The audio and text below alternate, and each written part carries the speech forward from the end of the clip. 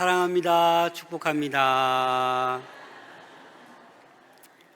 다시 한번 인사할까요? 사랑합니다. 축복합니다. 이제는 옆 사람과 인사하지 마시고 주님을 향해서 가장 예쁜 목소리로 주님 사랑합니다. 시작.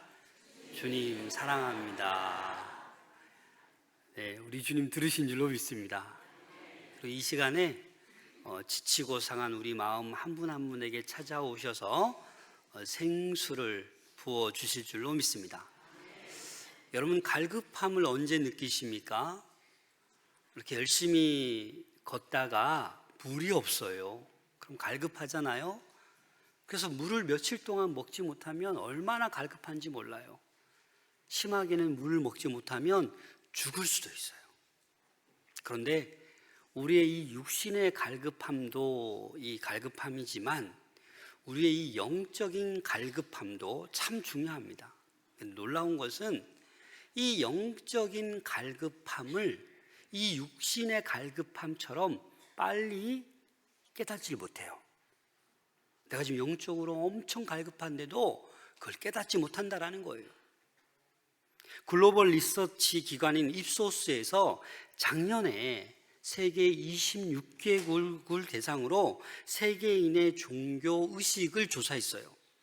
그 결과에 의하면 신의 존재를 믿는 대한민국 33%. 그런데 다른 나라들의 평균은 66%. 우리나라가 의외로 이 신의 존재를 믿는 거에 대해서 최하위예요. 그런데 반면 명상이나 운세, 무속행위를 경험한 비율은 최고예요. 이 말은 또 다시 말해서 종교적이지는 않지만 영적인 면에 있어서는 관심이 높다라는 것을 보여주는 거예요. 사실 우리는 이 세상을 살아가면서 이 영적인 면에 대해서 갈증을 많이 느낍니다. 그래서 이 갈증을 해결하지 못해요. 그래서 오늘 본문을 통하여서 이 영적인 갈증을 해결할 수 있는 그 비결을 함께 깨달을 수 있기를 소망합니다. 파스칼이 이런 말을 했죠. 인간의 마음의 한 구석에는 빈 공간이 있는데 하나님만이 채울 수 있는 공간이다. 그래서 이 빈 공간은 세상의 물질로도 명예로도 권력으로도 채울 수 없는 그 빈 공간이 있다라는 거예요. 이건 누구만이 채울 수 있어요? 하나님만이 채울 수 있는 공간이에요. 그래서 모든 사람은 목마른 거예요. 갈증이 느끼는 거예요. 재산을 엄청 쌓아 놓아도 좋은 곳에서 안락하게 편안하게 살아도 다 갈증이 있는 거예요. 사람은 단순히 물만 마시며 살아갈 수 없는 것처럼 영혼의 갈증이 채워지지 않고서는 만족할 수 있는 삶을 살아갈 수 없습니다. 그래서 오늘 요한복음 7장에서 이렇게 주님께서 말씀하시는데 37절 말씀 함께 읽겠습니다. 시작. 명절 끝날 곧 큰 날에 예수께서 서서 외쳐 이르시되 누구든지 목마르거든 내게로 와서 마시라. 여러분, 명절 끝날, 이 명절이 무슨 명절이겠어요? 요한복음 7장부터 이렇게 읽어보면 계속 초막절이 언급돼요. 다시 말해서 이 본문은 이 초막절의 끝날, 그걸 큰 날이라고 해요. 여러분, 초막절이 뭡니까? 유대인의 3대 절기 가운데 하나예요. 유월절, 칠칠절, 초막절. 이 초막절을 장막절이라고도 합니다. 그래서 이스라엘 백성들이 이 출애굽에서 광야 생활할 때 뭘 이렇게 이동하면서 쳐요? 초막을 짓고 살았잖아요. 그래서 그 광야 생활을 할 때 하나님께서 물이 필요하면 반석에서 물이 나오게 하시고 그 은혜에 감사하며 이 초막절 절기를 지킨 거예요. 그런데 이 초막절에는 첫째 날부터 7일 동안은 매일매일 제사장이 실로암 연못에 가서 금으로 만든 이 항아리에 물을 담아다가 물을 가지고 또 와서 어디에요? 제단에다 부었어요. 매일매일. 왜 그렇습니까? 그 이스라엘의 그 광야 생활을 기억하면서 감사하는 거예요. 그래서 매일매일 물을 떠다가 이 제단에 부었어요. 그런데 그 명절 끝날, 큰 날, 며칠째예요? 8일째는 그 의식을 하지 않아요. 의식을 하지 않고 드디어 예수님께서 서서 외쳐 이르는 거예요. 여러분, 그 당시 예루살렘에 명절이 되면 사람이 많이 모여요, 적게 모여요? 엄청 많이 모이죠. 그런 무리들을 앞에 두고 예수님께서 외친 거예요. 뭐라고 외쳤어요? 누구든지 목마르거든 내게 와서 마시라 라고 얘기하는 거예요. 그래서 이제 성전에 물을 제단에 붓는 그것은 이 하나님의 은혜의 물줄기를 상징하는데 그 의식을 이제 멈추고 친히 말씀하는 거예요. 친히 내가 너희에게, 목마른 너희에게 물을 주겠다라는 거예요. 시편 78편 15절 16절 함께 읽겠습니다. 시작. 광야에서 반석을 쪼개시고 매우 깊은 곳에서 나오는 물처럼 흡족하게 하시게 하셨으며 또 바위에서 시내를 내사 물이 강같이 흐르게 하셨으나, 이스라엘 백성들이 장정만 60만 명인데 다 합하면 200만이 넘잖아요. 그들이 그 광야 생활할 때마다 반석을 쪼개시고 바위 위에서 시내를 내사 물이 강물같이 흐르게, 그 이스라엘 백성들 출애굽하는 동안에 다 마시게 하신 분이 누구예요? 하나님이세요. 그래서 그 초막절 절기를 지키면서 이제 뭐 하고 있는 거예요? 나에게로 나오라는 거예요. 목마른 자들아 내게로 오라, 내가 마시게 하리라고 말씀하고 있는 거예요. 그런데 오늘 본문에 보니까 누구든지라고 하고 있어요. 이 누구든지라는 말은 뭘까요? 배경을 보지 않아요. 실력을 보지 않아요. 가문을 보지 않아요. 그 사람의 경험, 그런 거 상관하지 않아요. 누구든지 목이 마르면 다 오라라고 얘기하고 있는 거예요. 이 말은요, 하나님의 구원의 보편적인 것을 얘기하고 있는 거예요. 그리고 하나님은 차별이 없으세요. 누구나 다 주님께로 다 오라라는 거예요. 여러분, 우리 교회에 오실 때 차별이 있습니까? 없어요. 누구든지 오시면 돼요. 누구든지 모셔오면 돼요. 예수 믿지 않는 분들 누구든지 모셔오면 되는 거예요. 그런 다음에 뭐라고 말씀하고 있습니까? 목마르거든. 이 목마르다, 헬라어로 딥사우라는 단어를 쓰는데 이 단어는요, 육체적 갈증을 넘어 깊은 영적 갈급함을 얘기하는 거예요. 그래서 목마른 자들아 누구든지 오라라고 할 때 이 목마른 것은 특별히 오늘 본문에서는 뭐예요? 영적인 갈급함, 인생의 공허함을 의미하는 그러한 목마름이에요. 오늘 이 시간 지금 막 목이 마르시는 분 계십니까? 저는 이 물이 있어서 한 모금씩 마시면 되는데, 여러분, 그러나 우리 영적인 갈급함이 여러분들 가운데 있는 분들 계실 거예요. 아무리 기도해도, 아무리 발버둥 쳐봐도 빨리 회복되지 않는 것 같고 풀리지 않는 것 같고, 늘 마음의 부담감만 크고 근심 걱정만 크고 잠도 오지 아니하고 불면증은 사라지지 않고 우울증은 점점 심해지는 것 같고, 이런 영적인 갈급함, 인생의 공허함을 느끼시는 분들 계십니까? 예수님께서 말씀하십니다. 나에게로 오라. 그렇게 말씀하는 거예요. 나에게 와서 마시라라고 하는 거예요. 오늘 이 시간에 이 영적인 갈급함을 사모하는 여러분들에게 하나님의 이 생수가 다 흘러 넘칠 수 있기를 소망합니다. 그래서 영적으로 갈증을 느끼는 그 사람을 지금 예수님께서는 초청하고 있는 거예요. 누구든지 나오라라고 초청하고 있는 거예요. 근데 여러분, 이 영적인 갈증 메마름은 하나님과의 관계가 단절된 사람에게서 나오는 특징입니다. 본능적으로 하나님과 관계가 단절되어 있으면 이 영혼의 갈증을 본능적으로 느낄 수밖에 없습니다. 그리고 중요한 것은 이 영적인 갈증을 해결할 수 있는 분은 오로지 예수 그리스도뿐입니다. 그래서 누구든지 예수님께 나아가면 하나님과의 관계가 회복되는 거예요. 일주일 동안 이런저런 실패와 죄를 범하였어도 오늘 이렇게 주님 앞에 나와 주님을 만나면 그 영적인 갈급함이 회복될 줄로 믿습니다. 예수님과의 관계가 회복될 줄로 믿습니다. 그런데 우리는 그걸 못 느껴요. 내가 실수하고 내가 상처 주고 내가 죄를 범했음에도 불구하고 하나님과의 관계가 점점 멀어지고 있고 단절되어 가고 있음에도 불구하고 난 아니야, 너 때문이야, 네가 해결해, 네가 먼저 용서를 구해야지 라고 우리는 꼼짝하지 않습니다. 다 너 탓이야, 이렇게 우리는 얘기합니다. 여러분, 이 은혜의 생수는 우리 영적인 갈증을 말끔히 해결해 주십니다. 그래서 우리는 이 기쁨과 만족을 날마다 누릴 수 있어야 돼요.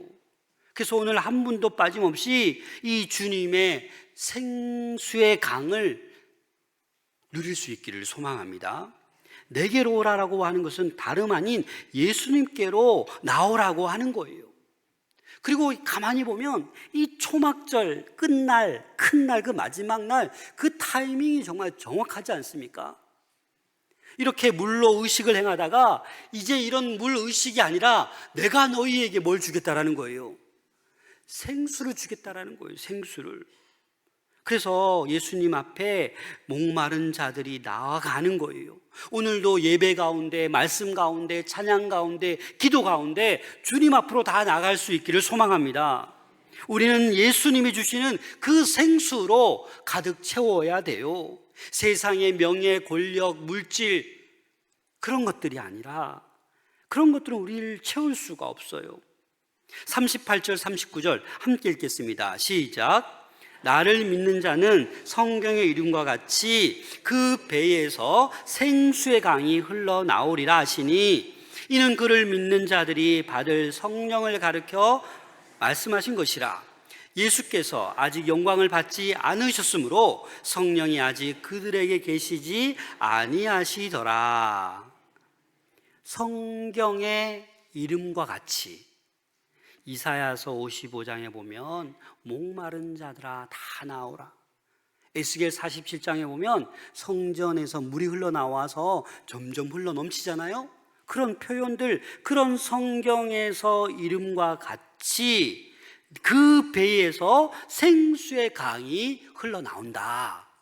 그 배, 이 배는 코일리아라는 헬라어 단어인데요, 인간 내면의 그 깊숙한 곳, 영적 중심을 상징하는 거예요.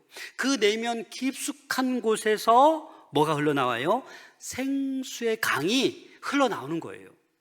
그런데 누구든지 다 왔는데 그 누구든지 온 사람에게 생수의 강이 다 흘러넘치는 게 아니에요. 누구에게? 다시 38절 보시면 나를 믿는 자, 나를 믿는 자에게 생수의 강이 흘러넘치는 거예요. 그를 믿는 자들이 받을 성령을 가르쳐 말씀하신 것이다 라고 얘기하고 있어요. 다시 말해서 이 생수의 강은 뭘 얘기하는 거예요? 성령을 얘기하는 거예요. 성령을. 그래서 아직 영광을 받지 않으셨으므로 성령이 아직 그들에게 계시지 아니하시더라.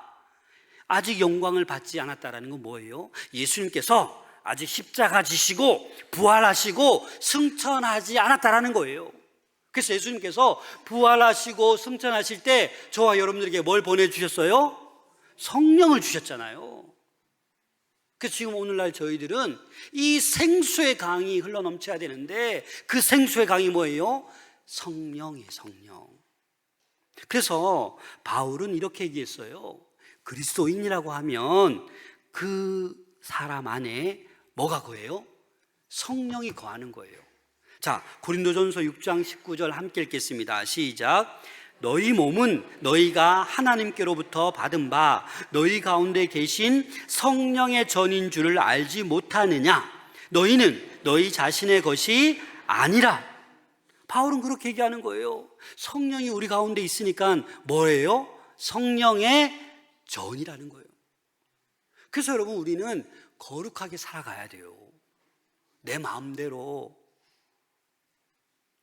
하고 싶은 대로 함부로 죄악의 자리에 가고 함부로 나쁜 짓 하고 함부로 거짓말하고 그렇게 살아가는 게 아니라고요. 왜? 너희는 너희 자신의 것이 아니라. 우리는 죽은 거예요. 세례받음으로 죽었다 다시 살아났잖아요. 하나님의 성령이 거하는 전이기 때문에 생명의 생수가 흘러넘치는 그런 사람으로 살아가야 되는 거예요. 여러분, 혹시 성령의 내주를 확신하지 못하는 분이 계십니까? 목사님, 제가 제 마음에 늘 성령이 계신 것도 같고 어떨 때는 악한 영이 내 안에 들어와서 막 화도 나고 인생 다 그냥 포기하고 싶기도 한데, 그럼 어떻게 생각하십니까? 성령의 내주하심을 확신할 수 있기를 소망합니다. 그게 느껴지지 않으면 어떻게 해야 돼요, 여러분? 성령을 간구하셔야 돼요. 이 생명의 생수의 강을 여러분들 갈급하게 요구하셔야 됩니다. 여러분, 함께 누가복음 11장 13절 말씀 읽겠습니다. 시작. 악할지라도 좋은 것을 자식에게 줄 알거든 하물며 너희 하늘 아버지께서 구하는 자에게 성령을 주시지 않겠느냐 하시니라. 아멘. 그래서 우리는 날마다 스스로 확인하셔야 돼요. 어떠한 문제, 염려, 두려움 앞에서 나를 확인하셔야 돼요. 성령이 내 안에 계신가? 자꾸 확인하셔야 돼요. 특별히 이 사순절 기간에 십자가의 그 하나님의, 예수님의 큰 사랑을 묵상하면서 성령이 내 안에 있는지 스스로 물어보고 안 계신 것 같다라고 하면 어떻게 해야 돼요? 간절히 구해야 되는 거예요. 아버지께서는 구하는 자에게 뭘 주신다고요? 성령을 주신다고요. 성령으로 충만해야, 성령으로 내가 내주하는 그런 삶을 살아가야 존경받는 사람이 돼요. 그렇지 않으면 겉만 그리스도인이고 껍데기 그리스도인이라서 오히려 예수 그리스도의 영광을 가리는 자가 돼요.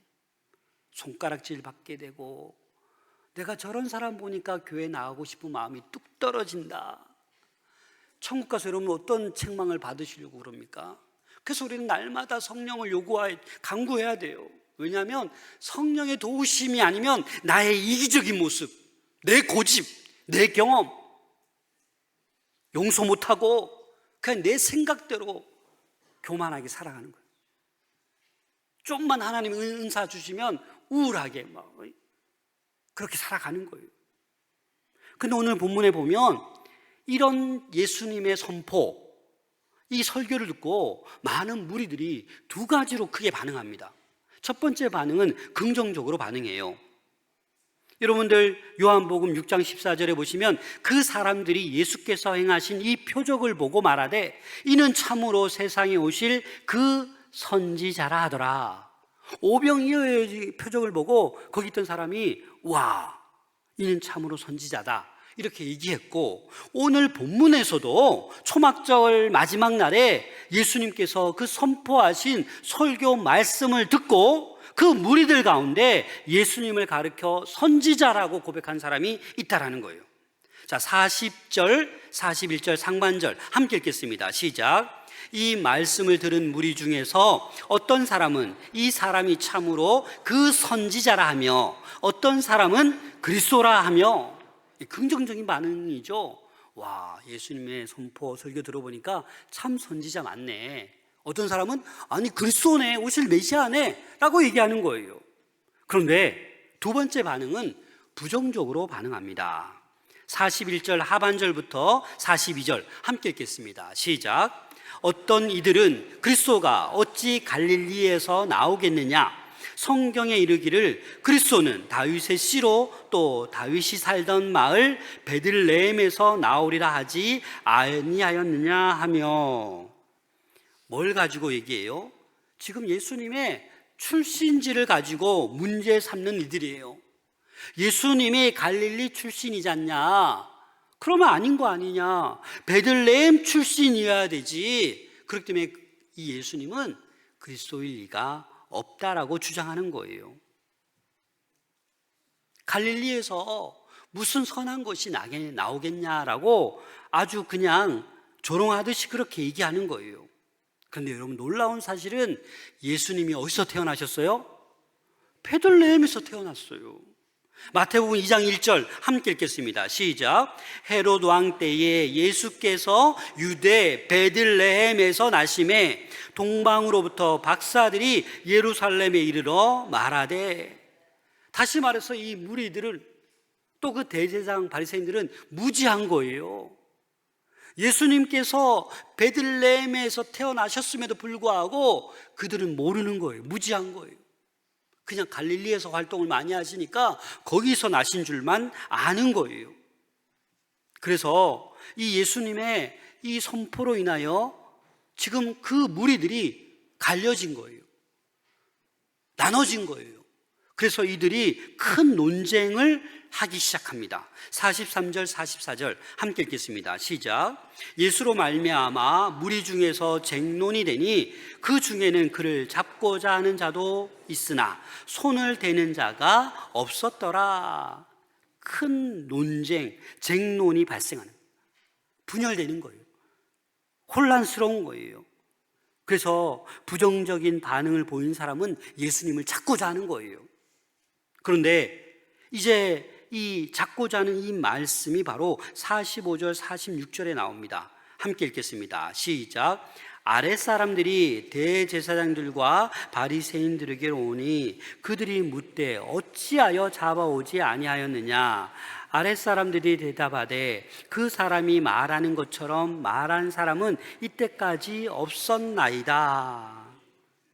무시하고 거절하고 외면하던 그 바리새인들이 예수님을 막 잡으려고 했잖아요. 그래서 그 이제 경비병들이 돌아오자 왜 잡아오지 않았냐라는 거예요.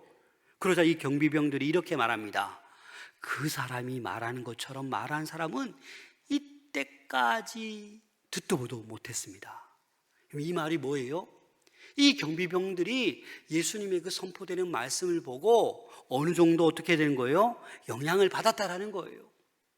붙잡을 수가 없는 거예요. 그 말씀의 권위, 깊은 그 생명력 있는 그 말씀에 감동을 받은 거예요. 그래서 어떻게 할 수 없었다라는 거예요. 예수님이 말하는 것처럼 그렇게 말하는 사람을 내가 처음 봤다라는 거죠. 이 대목에서 저는 참 부러웠어요. 오늘날 한국교회 모든 목사님들이 예수님처럼 설교했으면 이 나라가 지금 이렇게 됐을까? 그래서 여러분들은요, 모든 목사님들 말씀 잘 전할 수 있도록 예수님처럼 설교할 수 있도록 기도하셔야 돼요. 할렐루야. 그렇잖아요. 그래야 한국교회가 살아나죠. 47절 48절 함께 읽겠습니다. 시작. 바리새인들이 대답하되 너희도 미혹되었느냐? 당국자들이나 바리새인 중에 그를 믿는 자가 있느냐?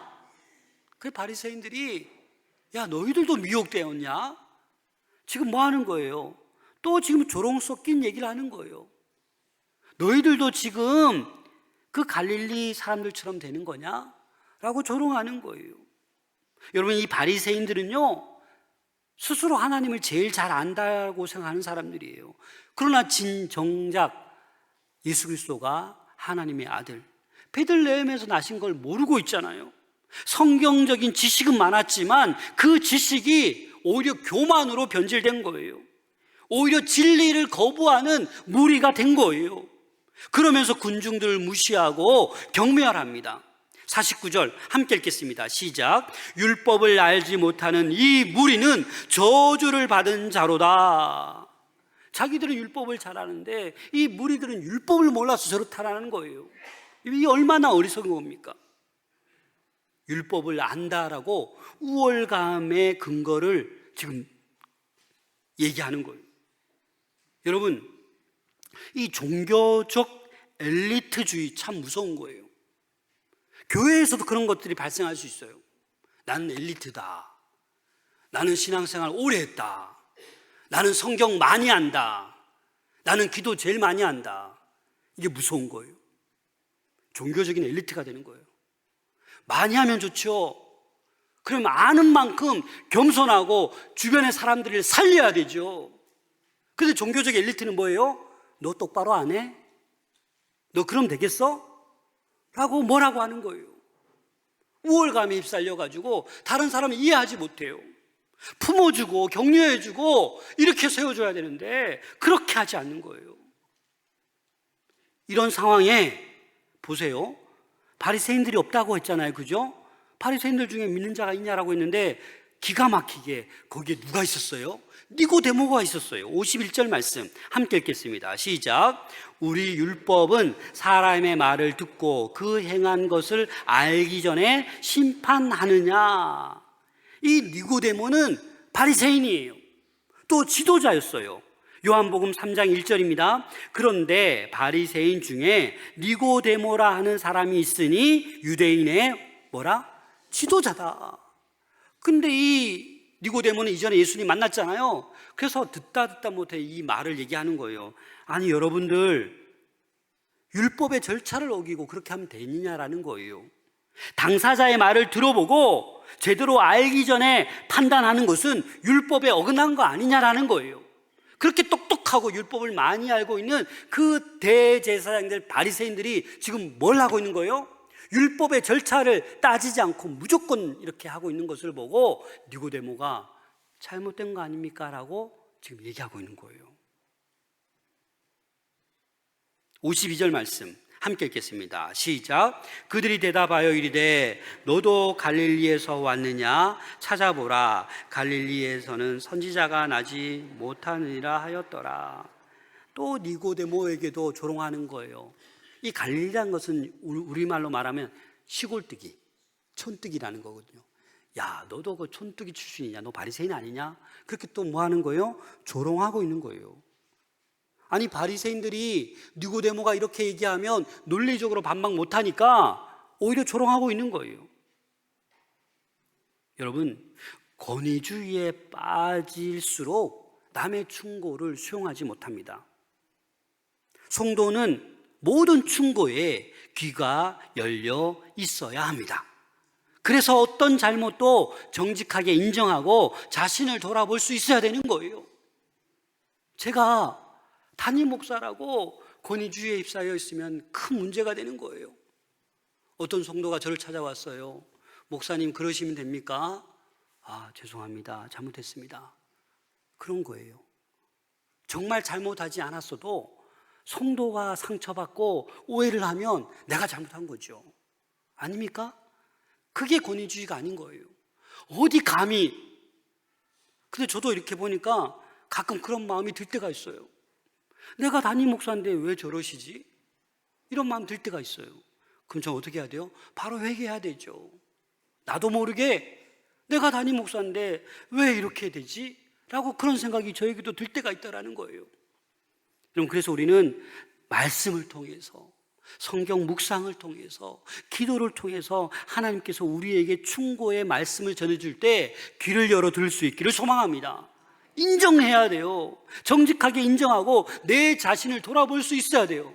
돌아보지 못하면 성령은 떠나가십니다. 내주하지 않아요. 그래서 우리는 예수님을 믿으면서도 풍성함을 누리지 못하는 사람이 많아요. 여러분, 예수 그리스도를 믿으면 풍성한 삶을 살아가는 것이 정상이에요. 여기서 말하는 풍성함이란 떼돈 벌고 다 갖는 게 아니에요. 아파도 풍성할 수 있어요. 없어도 풍성할 수 있어요. 목적을 달성하지 못해도 풍성할 수 있어요. 그게 우리의 풍성한 삶이에요. 세상이 말하는 그런 물질적인 평안함, 그런 풍성함이 아니라 예수 그리스도 한 분으로 인하여 우린 늘 감사한 거예요. 늘 기쁨이 떠나지 않는 거예요. 그래서 누가 뭐라고 툭 쳐도 웃을 수 있는 거예요. 내가 아프지만 너 혹시 아프지 않냐라고 물어볼 수 있는 거예요. 마음에 여유가 있는 거예요. 그런 생수의 강이 흘러넘치는 삶을 살아갈 수 있는 우리 모두가 될 수 있기를 소망합니다. 그래서 오늘 본문에 가만히 보면 그 배에서 생수의 강이 어떻게 나온다? 흘러나온다라는 건 뭐예요, 여러분? 그 안에 갇혀져 있는 게 아니라고요. 이 컵에 물이 흘러넘치지 않잖아요. 이렇게 생수의 강이 우리에게 와서, 성령이 와서 가만히 고여있는 게 아니라 정상적으로 생명의 생수의 강이 우리에게 성령이 내주하시면 어떻게 되는 거다? 흘러넘치는 것이 정상이다. 그래서 여러분, 예수 그리스도로 충만할 때 삶에 나타나야 되는 거예요. 내 주변의 사람이 나를 통해서 기뻐해야 되고 회복돼야 되고 이 은혜를 경험할 수 있어야 돼요.